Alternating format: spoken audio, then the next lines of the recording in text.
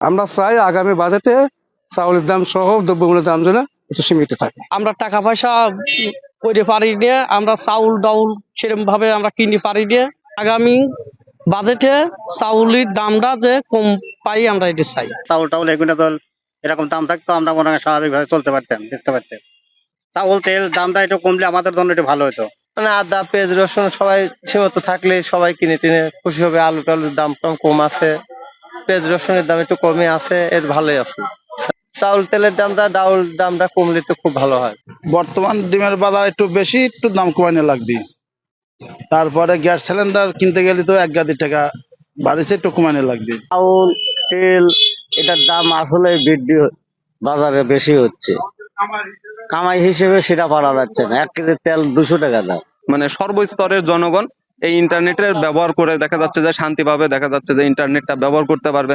তো আমাদের একটাই চাওয়া যে internet, minute pack, call rate এটার দামটা যেন দেখা যাচ্ছে যে একটু কমানো হয়। আমাদের ইলেকট্রনিক্স এর পণ্যের ভেতরে motherboard, processor, RAM, power supply এবং কম্পিউটার তৈরির জন্য যাবতীয় সব অ্যাক্সেসরিজই আমরা বিক্রি করি। তো আসলে এগুলার এখন যে বর্তমানে দামটা, সেটা আগামী সামনের অর্থ বছরে বা যদি এর উপর থেকে যদি ভ্যাট ট্যাক্স কিছুটা কমে আসতো, তাহলে হচ্ছে আমাদের এগুলো বিক্রি করতে একটু সুবিধা হতো এবং সাধারণ গ্রাহকরা এগুলা কিনে অনেক স্বতঃস্ফূর্ত মনে নিতে পারতো আর কি। আমাদের প্রথমে যখন হসপিটালে আসি, ডাক্তাররা পরীক্ষা নিরীক্ষা দেয়, সে পরীক্ষা নিরীক্ষায় ব্যয়বহুল আমাদের খরচ হয়। তাই সরকারকে বলবো যাতে পরীক্ষা নিরীক্ষার এই খরচটা যাতে একটু কমায়। একজন শিক্ষক হিসেবে আমার চাওয়া থাকবে শিক্ষা বান্ধব বাজেট প্রণয়ন করতে যেন তারা একটু বেশি মনোযোগী হয়।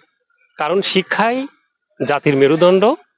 শিক্ষা ছাড়া কোনো রাষ্ট্র, সমাজ বা দেশ উন্নতির শিখরে আহরণ করতে পারে না।